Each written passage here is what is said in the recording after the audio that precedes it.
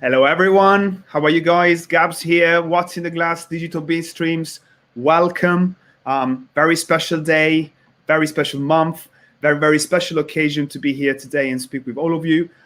Is International Women's Day, and it's a very important day for our industry, for all the world. We should probably celebrate women every day of the year. I just find it a very nice excuse to do it in one day where we can actually really sit or discuss, understand what is going on in every single sector of the hospitality, beer, or the world in general. I've been working in the beer industry from 10 years, so I've managed to meet very talented women and very talented brewers, very talented colleagues. I think I managed to pour my first pint of real ale back in 2013 by a beautiful manager. Then gave me, the right tips to do it. I think I managed to have my first public event because our manager at that time gave me the chance to it. So I honestly never seen, the possibility to do things in a better way compared to who I was doing it. I always found beautiful people to deal with and to learn from. And I think we still need to discuss many things in the industry, in this planet, in all the sector of it, because sometimes we give things for granted and it's not the best thing going forward. Sometimes we need to understand what we drink and why we're drinking it, in what kind of occasions we're doing it. And today you have a plethora of choices to listen. Very skillful women that are making this industry much better than we've always been. And if you haven't realized yet, the inclusivity of the industry is making the industry much better going forward, more and more. And there are some advocates for the industry. There are some people that are really making a difference and really raise the voice of the industry as a whole. The reason because they're doing it is because they have as much passion as I have, if not more. They're also super skillful because sometimes they're coming from different sides and different sector of the industry itself. And these enrich so much everything that the industry and the hospitality industry are becoming. So when I've managed to spend so much time speaking with Natasha, which is the guest for today, I was delighted to see, how big could the impact of in any single project from someone that does have her capacity, her passion, her dedication to whatever this industry is about.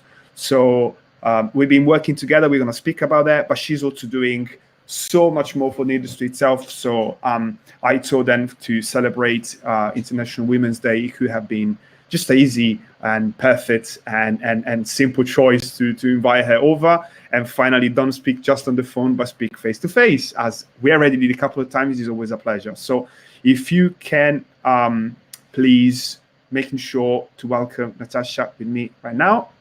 Hello. Hi, thanks for having me again, Gabs. Pleasure. Completely different capacity, but it's so nice to be here today. Thank you. I tried to, making sure I was giving you the best intro possible, especially because I think this is your live stream number 12 today or something like that, right? No, it's 6, but we've got I've been watching all of them that we've been doing for International Women's Day, just to be there on hand and to comment or just to watch, because there's just so many incredible women, and we split it up between Sophie, Natalia, and myself. Almost each had 5, maybe one person had a bit more, but so it's I don't know, I'm not the biggest fan of being on camera for really long periods of time, but I think but I think today is a really important day, and for something providing a platform for women to share what they're doing, in terms of brewing, and also sharing this idea of compassion, which is the theme of International Women's Collab Brew Day this year. I was just do it. You won't regret it. And I've absolutely loved it. Like, my cheeks really hurt. Every stream I was just like, oh my god, that was so much fun, or that was so cute. And I really felt so close to all these people, whether they were, you know, calling from like Bristol, and there were some folks calling over from Belgium. Hey Emma, there's just been so much love today, like online. I think that's really refreshing. For someone that works in social media and marketing, I think you know, especially right now, the news can be quite draining, quite negative. People have become really faceless because they don't know how to engage with each other anymore, because, you know, there's these restrictions, they're not socializing, and then they're bored, and then there's a pandemic, and, you know, there's like irritation and like a lot of negative things in the mix. So sometimes social media can be like a really ugly platform, and today it was just absolutely beautiful. And it's like, I feel so proud to work in that kind of realm of the beer industry after everything that's happened today. So but on the flip side, if you've looked at the news, there's also been quite a lot of negativity. So today in beer has been a great social media day. Absolutely. And this is what I was trying to share with as many people I can. I said, you know, I'm sure you're going to celebrate somehow International Women's Day. And even if you are outside the UK, or even if you're not, you know, working within the beer industry, please have a look how much love is coming from this industry, especially in a day like this. And I have to be honest with you, people being impressed.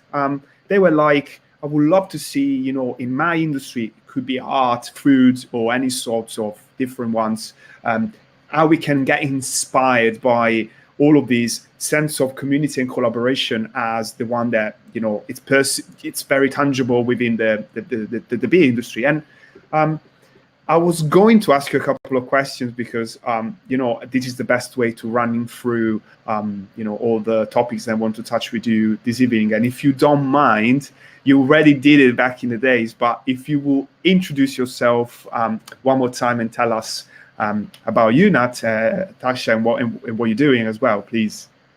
Okay, cool. Yeah. So I'm Natasha Wolf.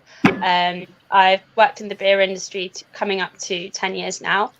I'm actually like self-employed right now. I was made redundant during the pandemic, and actually, like, that at the time was quite like shocking. For me, it was redundancy carries a lot of stigma, but I know lots of people who have been made redundant over this period. It's just, you know, it's kind of goes hand in hand with the unprecedented times. But regardless of that, I've actually turned that into a positive, and I'm doing such meaningful work for myself. I'm working for myself freelancing, and I've been able to work with some really great folks. So I've done a lot of work with Mother Kelly's, where I'm clocking most of my hours doing social media and marketing for them. I've been working with Gabs. I've also been helping out Werewolf Beer, who's like setting up a brewery. I've had more free time to dedicate to Crafty Ber Girls. I say I have more free time, I've really filled it up. But to dedicate to Crafty Ber Girls, which is a community for women who love or work in the beer industry, co-founded by myself and Alex Shaw. It's now 6 years old. It has something like 2,000 plus, maybe 2,500 followers on Twitter. It has about 1,500 women members in the closed Facebook group, which is, you know, to share resources and information about, you know, being a woman in beer, or, you know, how to kind of work through the sexism that, you know, used to exist a lot more in like beer branding. That's changed drastically over the past few years, thanks to the work that Jager's been doing as a chairperson for Cider. And also others. You know, it's just, there's been a lot of progression in terms of sexism in beer, but, you know, we're still fighting that everyday sexism in some way. So yeah, so I think those are the key things in my life right now, like the different work that I've been doing. And obviously today I've been really involved with all things Crafty Ber Girls, but I have offered my you know, like experience and free time, and just want to champion women, to helping Sophie Durand, who's the founder of International Women's Collab Brew Day, and by sharing the work of doing the live streams across the IWCBD Instagram Live. So we've been swapping on and off alongside Natalia, who is admin to Crafty Ber Girls, alongside me. And yeah, we've just been hosting interviews all day and chatting to amazing women and amazing like brewers, amazing business owners, and having like really heartwarming engagement. It's been so lovely.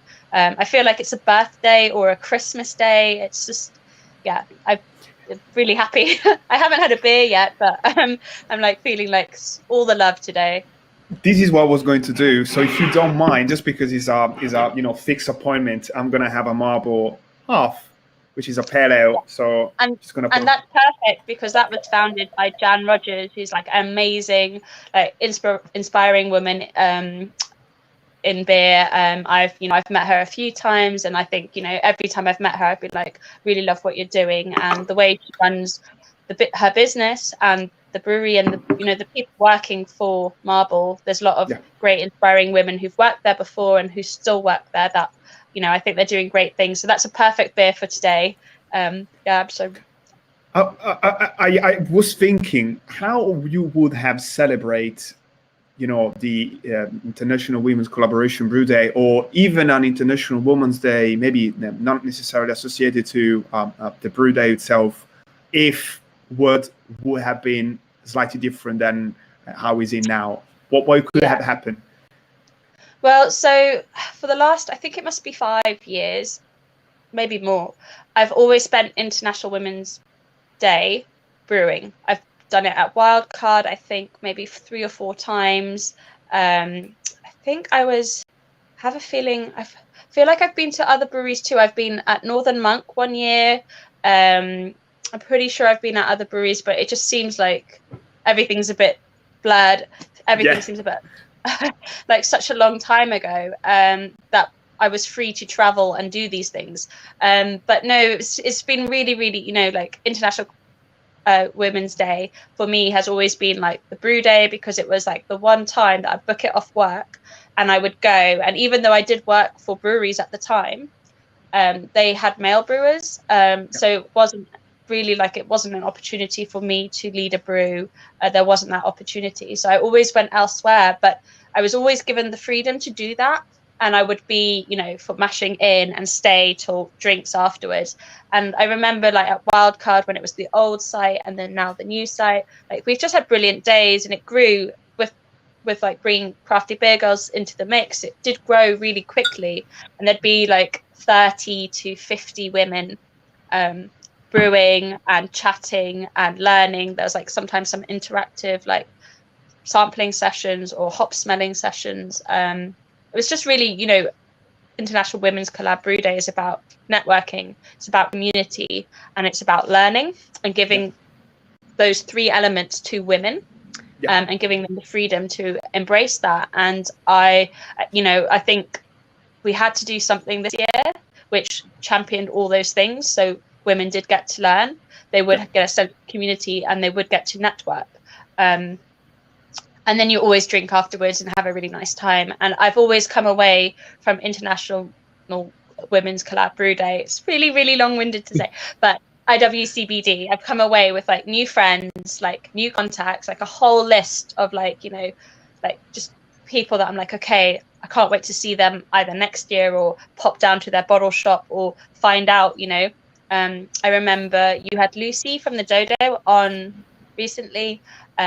She and I at the time were both working in Hanwell, West London, and we both made it to the brew day 1 year, and it was just so nice to not be, West London and beer. It was we translocated, and we were joining the East London beer crew, and it was really nice. And but you also meet new people, and it was, there were people that I'd exchanged sales emails with.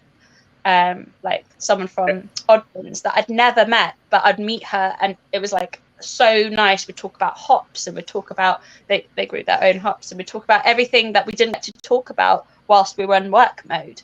And it was it was things like that were really really amazing about the day. So I think if we could have been free, I would have gone to one of the brew days, whether it would have been double barreled because they're my friends in Reading, or back to Wildcard because that's like a tradition to Burnt Mill, because, you know, Sophie founded the initiative and it's been on the cards. I think I just missed it one year because my puppy wasn't well. So yeah, definitely worth going to the brew day. And if you're a woman who likes beer, definitely try and make one international women's collab brew day in your lifetime. You'll love it. It's like so good. How have you seen the community, especially from the women, you know, side, growing these years? Like, have you seen more and more people engage and get to meet and get to find out what was about? I'm sure yes, right? Definitely yes. I also think I kind of like when I came into beer, like it was quite early on. So I remember in my first roles, like I was like one of the first girls who wanted to get their cellarman training at a Fuller's pub, and then I was like one of the first girls who was there was the option to, but I was like actively asking to, you know, be cellar trained at Brewdog. Whereas everyone else was in, like, they were training their palates, but, you know, the cellar work was a bit like there weren't that many women in the cellar at the time. I think so. It was at that point where I was just like, for me, it was really important to be able to do those things and understand those things. I'm a scientist, like that's what I studied at university. So I am quite technical minded and I am quite hands on with how I deal with things. So I approached it that way, and I was like, this shouldn't be the normal that there's a divide in like guys doing cellar work. And the same with being on the floor at a brewery, but that's changed so much. And I think it's about communicating that there's that girls can, or women can, and that, you know, it's just once you start having more like-minded women who do those things, you're like, actually, it doesn't look that hard, or, you know, I can do it too, or you don't feel like you are swimming against the current. I think that's, you know, especially if you're doing it for work is hard. Working in hospitality, especially in the next year, is going to be even harder than it was. For sure. So I don't want women to be like, oh, you know, I don't want to face sexism behind the bar. I don't want to be doing something that's considered a man's job and be put off by it, because, you know, I don't like, it is going to be hard. Work is hard, but there is such a strong cohort and community. You just need to know where to look, I think.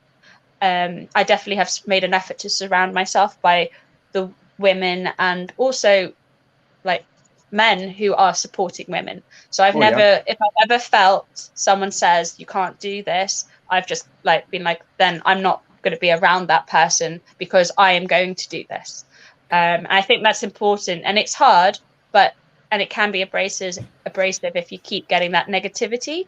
But if you surround yourself with enough people who are like, no, they're the wrong people, that's a wrong narrative, and you move on to surround yourself by people saying, yes, you can do that. You just have to set your mind to it, or go for it, or have this person's contact. Maybe they can help you. I think that's the best way forward. And I do think it's changing, because that sense of helping one another out, whether you're male or female, like I think the beer industry is so supportive. There's nothing I wouldn't, you know, if you asked me for help, like there's nothing I wouldn't do for you.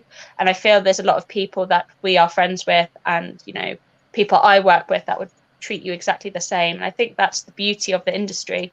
And it is really love beautiful. bath has been humbling, you know, to see all of these, you know, crowdfunding campaign, like the one that we managed to do for turning the Cider show, but then also like many other ones for supporting pubs and breweries along, you know, the last month has been a real declaration of love from so many different sides. And, you know, I always saying, very honestly, I'm a white man, and I'm straight, and you know, I do have all the, you know, all the lack than someone into the society could have, but I'm really happy to learn. I'm really, you know, ready to embrace any mistakes that I could make, and I'm also very honest to say, I don't know. May I ask you, how does it work? Yeah. And I think sometimes this is the most honest attitude you could have in this industry, but even in every other sector of our world.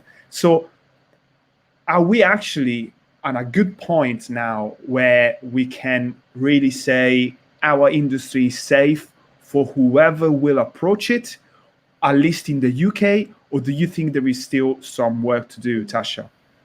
I think it's hard. I think it's like the way I look at anything really. I'm vegan and I try to do like zero waste and stuff like that. But I think it's always going to be, it's a work in progress. Like making the world a better place is a work in progress. First world countries have maybe, there are bits of it, living in London or the UK is going to be a lot better than living in a third world country. But the fact that we have more resources or more money or the infrastructure means there shouldn't be any downfall or anything that, is falling short of what should be inclusive and progressive. So I think it's all relative. I do think if we can always keep it in mind that it's continuous work, then we're never going to, become complacent. We're never going to let that bar drop, and we're never going to, exclude vote that shouldn't be excluded. I mean, it's really hard. It's, some people, you have to do so much work. You need to change your perception of bias. But if we all can make the effort, I do think we could move forward, and the pace at which we're moving forward would increase. We could gain that momentum and we could get closer to the ideal more quickly. And I think, with anything, it's always about learning. We'll learn new technology, and we'll, I think also new experiences like the pandemic has taught the industry so much stuff. I've learned to do a whole load of things within social media, even sales, that I didn't even know before, even though I had the experience, because you had to adapt. I think you just need to have that, have that mind frame that the world is changing and we need to change with it, but with a sight to move forward rather than backwards. Yeah. And I had to be honest with you, I was very impressed when you were telling me all the results that you managed to have as a, someone that's trying to creating petitions for beer related matters in conversation with the government. That has been a reflection of your multi skills personality, and also it's been interesting to see this journey. And how was dealing with that side of the world, because that's related to our industry, but is not internal to our industry. Did you find resistance when, because your age or because your gender, chatting with people about the hospitality matters? Well, actually, so what I did was I was writing open letters, but it was Mother Kelly's decided as a team we decided not to open at certain points. Certain venues did open, but certain weren't. So we were like, okay, we've got this not imbalance of work, but we need to make this time that some venues aren't open and we're not, spending the energy, with the signage or whatever. And it was like, okay, what do we do? Okay, let's look at the problems, and there's all these petitions out there and they are getting traction. Let's spend our time and our resources to do that, because, we need to do something. If we're not trading, we need to do something. And so, also just with the nature of my work and freelancing, I'm just constantly looking at what petitions are out there. The diversity of the Mother Kelly's company, you've got 2 pubs and five more like bar bottle shops. So I was looking at campaigns for pubs and all these different initiatives that long live the local, all these folks who I was just looking at that and being like, okay, what are they doing? How can I amplify what they're asking? It's just like, okay, let's approach our MPs. And also it felt like the right thing to do, because, we're just going through the rigmarole of applying for grants, and, it was really slow. So it was like, we need to get some help from above, and central government seemed to be close-minded. So it was just like, okay, let's do this. The last time I wrote an open letter was when I was maybe 12 about fox hunting to my local MP. I remember that vividly, being like, stop fox hunting. And then I never thought in a million years that I would be asking for like VAT reductions, furlough scheme. And we just did that, and we kept every so I speak with the team. It was quite a collaborative effort. Like I've never owned or run a business really, so having input from Nigel about what he felt he needed, speaking to Ree, who's HR, and just like Nika, we were like the four of us working together really closely. It was just okay, what are the difficulties about getting stock? Like what are we doing, the stop start open close business, like how are we going to get through it? And it was like we need the support, but it needs to be sustainable. So it was like, okay, we need to keep asking these questions. So I was just writing whenever I felt something was announced that wasn't helpful, or wasn't reflective of what we needed from the government. I was like, okay, we need to call them out, and we need to, we've got the whole team depend on this. If we can't get back to business, these people can't come back to work. We can't be supporting our brewers, our suppliers, and it just felt really important. And we tweeted them if they didn't reply. After emailing them, and actually we got a really positive response. I think there was five or six MPs. I think we spoke to all but two of them face to face on Zoom. They were like huge support. We also had like they were just really helpful, and they were like, they'll come to the pub or they'll come to the bar when we're open, like resharing any our campaigns, crowdfunding campaign, and just being really there for us, or giving us action plans, being like, okay, what can we do that you've got, what can we do? So it's like, okay, well, maybe they can talk to our landlords and say, these guys are waiting to hear back from you, can you get back to them, and things like that, which really did help, because not knowing what we were doing with like rent and stuff meant we couldn't formulate a plan to get venues back open. So it's definitely been hard, but we've also had like one or two people that one person sent a letter to Annalise Dobbs just before she announced what was happening with the furlough scheme, and it was basically like a letter saying why we thought the furlough scheme should be extended. So we felt like the outcome was positive, and we're like hoping that we had a hand in, other people must have written letters too, but just knowing that someone's listening to us that has that power is helpful, and it means that you don't lose hope as well when it's been really hopeless sometimes. I think our business, Mother Kelly's as a business, is it's in a good position in some ways, but we've obviously had to make sacrifices. Definitely. And there's a lot of people that aren't part of the team anymore, and that that's something a company never wants to have to deal with.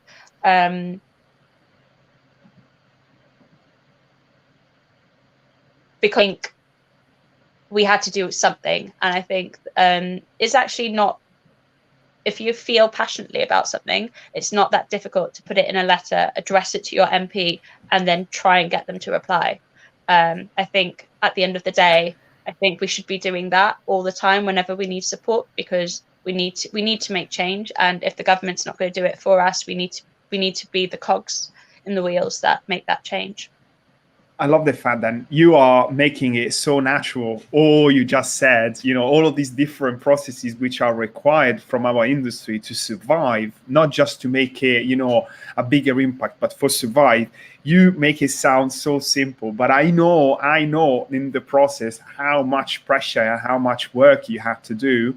And that's something that I really want to share with the people. And I've been watching social media because, we are all there, and we are all receiving updates from in every single side of every single social media, every single channel from if you follow good people, you see good stuff. And I've seen a lot of stuff today, pumping up my screen. And I really find out these years, 2021, how much,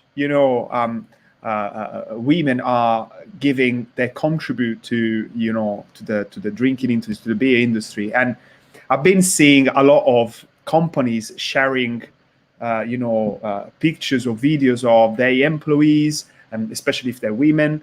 And I've been seeing a lot of smiled hope, and like every single time you're seeing someone which is a woman associated to the word of beer, there is this sense of freshness. There is this sense of renew kind of I don't know, enthusiasm, and I also very proud about this industry, because every single time, at least in these recent years, a woman make an appearance in any sort of communication related brewery announcement, they are working, they are technically dressed with the boots, and they doing the active job, or they like having some positions where they explaining the science they are working on.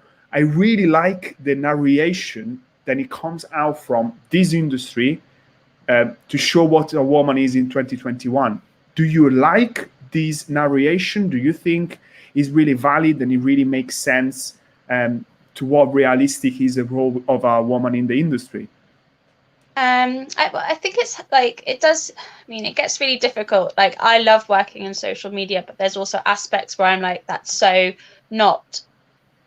Like, I'm not in. Like, there's parts of it that I find, I don't want to use the word unattractive, but I do think sometimes marketing can be disingenuous, and I think you don't want to have that billboard woman in a brewery picture, even if where it's like kind of glamorized, like.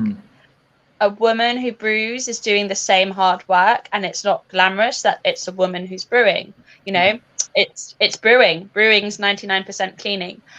So I think it has to be genuine for like, and you can sometimes tell, like you could look at an advertisement or a marketing strategy, and you're like, that's false. Or you just why is know that? Is it not genuine, or is it fake? How would you? Yeah, it's just you just know, because maybe it's like it's a company that's I don't know. You just get a vibe, but also you have to be like, I try to see the positives, like glass half full. I try to give people the benefit of the doubt, but sometimes you do see something and you're like, that is just that's been done really badly, and yeah, like. I sometimes I can read social media and it's like a man's posted something that's meant to be building women up, but actually it's like that's not worded right. It's actually quite destructive or telling that it's not, it's like a forced, it's like serving a purpose rather than actually, yeah, it's like bandwagon jumping. But so then it's not all gold out there. You need to basically define how to learn the instruments to decide what's valid and what's not. It's not easy. It isn't easy, but I do think like also the more people elevate women, that is a really good thing. But it's like, you don't want people to all just half-assed, jump saying like, yeah, let's do that. You have to have them doing it. So they need to be held accountable for their actions. And if it's just a post on one day of the year, that's not being held accountable. That's bandwagon jumping. And I think that's where it needs to, people need to put the effort in. It's not just one day. It shouldn't be one day. It should be the normal. A lot of the women who I spoke to today were saying, this needs to not be a thing that you're talking about and worrying about. It just, we should be building each other up all the time. There shouldn't be like their businesses who are recruiting women just so that they have enough women in like higher management, but they're not actually looking at the individual. They're just trying to tick that box, and that's not helpful. You need well, it's good to build that, but it needs to be genuine. It needs to not be a box that's ticked. And I think that that just needs to be what your people need to work on that. But it's also really good just to see more women, and I definitely believe that if the intentions are genuine, that is what counts, and that positivity and that support will radiate through the industry, and that's when it really matters, and that's when it will really produce positive change. I love the fact that, the beer industry, the core beer industry is actually the ones that is probably the oldest when you put it next to the cider industry, the restaurant gastronomic industry, and the even like wine industry or spirits industry, which in a certain way, maybe because the way that now you associate these elements to agenda or to a multitude of agenda reacts to. Cider does have this already very inclusive kind of vibe. It's like it feels almost like a more approachable kind of wine related to beer option, which is absolutely fine, whoever he makes it. But the beer itself, it really does contain this sense of millenario kind of kind of thousands years of tradition in a certain way, which has been interpreted in a way, and it does need a different narration from today. My question for you is, what do you think? Do you feel that? Do you feel them potentially, like, even just the cider industry has been built more inclusive for women, and beer is different, or is it just an impression? I think it's interesting with cider because cider's gluten-free, as like naturally gluten-free. So that's, a lot of people actually have gluten intolerances. And so based on that, you're already including a massive demographic of people who can't drink beer, or prefer not to drink something like wine. So I think that in that way it already ticks a really natural, inclusive box, which is great. But I also think, the flavors of cider is slightly wild and a bit, fruitier. I'm not saying women drink fruitier beers, but there's, if you don't like hops, and that's like something that is, I guess you could look at it scientifically, but bitter things were meant to warn off of poisons. So it might be that, bitterness is something that a woman won't go for, because it would, it wouldn't be good for them and their offspring and things like that. So it's so interesting if you want to understand, but you can train your palate as well. So for me, I never really drank hoppy beers in the beginning. I would drink bitters, well, not bitters. I would drink stouts, and then I went to red ales where it was a bit more malty. I like a malt backbone. And then I kind of started drinking saisons because I remembered having some German beer and Belgian beer when I was traveling with my dad or with him, which was more like a memory that was fond, that got me into drinking the paler stuff when I originally thought beer was lager. Yeah. And that really put me off. I was just like, that's not me. And I only drank cider, actually. When I started working at Fuller's, I only drank cider at the end of my shift. And then I ended up trying the cask beer to pair with the food because we worked in a really nice gastropub. And then I got into the other beers and I was like, oh, this ale stuff is nice. And it was just like a slippery slope from there, really. But I do think that kind of you are encouraged to eat fruit as a child, and those flavors are healthy or good. And I think that also has a psychosomatic effect, whereas the bitterness is quite an intense flavor.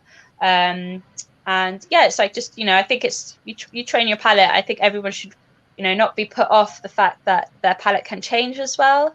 I have moments where I'm find really I can't drink pasty stouts really, but I shouldn't drink them. But if I have a really viscous beer, I can only sometimes I won't drink another one for a little while, whereas I could go back for a really crisp lager, not every day, but regularly. And I think that changes, but I never used to reach for lagers, whereas now I do. So yeah, I think it's just I think it's all about training your palate and also training your mind. And that comes from the inside as a personal journey, as well as what's happening around you, because I think people can really dictate how you feel about how you drink and what you drink. And I think having an open and warm and supportive community, if your friend doesn't like something, don't force them, because that will connect with their memory of doing that, and then they'll be like, that's not fun. And beer should be fun. It should be a social lubricant. I think, yeah, it needs to be natural, and I think everyone needs to be given the space and the time as well to work on themselves, and I think they should work on others, so that it is, it's a journey. It can be personal and it can be sociable. I normally ask as a last question, what is the future of the industry? But I'm not going to ask you this for today, because I know already what you think, and we also want to be very positive, and we're working on making it a positive future. So there is no point really to ask this question today. Yeah. My question for you today is, are you so excited as I am from the possibility to work back in a bar again? Like, I dream to pour a pint of bitter for a multitude of customers on a Friday night. Does it happen to you as well? Like, I can't wait to being offered a shift. I mean, to be honest, like, that's the thing. Like, during the last year, we had they let up the restrictions, and we had a Crafty Ber Girls meetup. We do them the second Wednesday of the month, every month, and when the pandemic happened, we moved it to Zoom so that we could still meet. And the restrictions went down, and it was like you can meet up to a group of people in a private space. So Mother Kelly's gave us a space, and it was myself and Nat, and they just were like, okay, essentially Nat used to work there, I work for the company, so they're like, you can manage the bar. So we were pouring beers for everyone, and some people brought some bottles to share. It was completely socially distant. It was amazing. But I was just like, I'd never worked in that premise before. I was like loving it. I was so terrified that I didn't know where anything was, and I wouldn't clean things down. Like, there were other people to help, like Nat there to help. But I was just like, oh, this is a lot of responsibility, but I loved every moment, like pouring the beers, putting we were really on it with washing the glasses, and it was just such a great experience. And I was just like, this is just so nice to serve someone and then talk about the beer, because it wasn't an actual trade. There was no trade. It was just us. So you pour a beer and you talk about it, and it was so nice. It was absolutely perfect, and I want to do that again. I'd like to. I'm more than happy to help local pubs, or cover a shift at Mother Kelly's as well. Like, I love serving beer. I love talking beer. So yeah, I definitely can't wait. But I'm just really want to see people. I just want the restrictions to get lifted so that we can get back to normal. I haven't seen you, and I've been, talking to you almost every day since November. This is insane. I know. I haven't seen my sister since maybe over a year. I'm not too sure. There are people who've not seen each other, and it's just mad. So I want us to get back to normal. I want us to be able to. I want the businesses to get back to normal as quickly as possible, because I'm absolutely terrified that we're going to lose a lot of great pubs and bars and bottle shops. I think bottle shops may have been okay, but I don't think they got as much support monetary wise. So I think, yeah, I just want business to resume so that we can celebrate those businesses and have them do their thing and champion them for a long time in the future. That's the plan. We're working hard for it. We're doing all our best. I recommend everyone to have a look at the Crafty Ber Girls and different channels on social media. And if you're going to have the pleasure to meet Tasha online and offline, you now know that you have not just a good friend, but also an advocate for all things beer, all things women in this industry. And Tasha, Thanks, I think, pleasure. I think we cover pretty much all I wanted to cover with you. I really would like to wish you the best, the rest that you can, or maybe you have something more to, stream tonight, which is a very nice beer, right? Yeah, we've modeling it terribly because I'm shaking from excitement. But we've got our first official Crafty Ber Girls branded beer brewed. It's a collaboration stout brewed by the lovely folks at Cloudwater. So that's really exciting, and we're going to drink that later on Cloudwater YouTube channel from 7. So yeah, it's I haven't tried it yet. So yeah, it's just today's celebrating all the great things, and I'm really happy to have shared this space with you, Gabs. You've been really supportive of me, and it's been that means a lot as to me. And just thanks everyone for listening. Nice to be here. This is just a learning process. I keep saying I'm here to learn. I'm here to listen. I will never have the illusion that there is someone that knows more than he knows less than you. Everyone knows more than you. Everyone knows different things because we all perceive things differently. So you teaching me a lot. Telling you. Have a good evening. Good night. Ciao. Have a good night, guys. Ciao, ciao.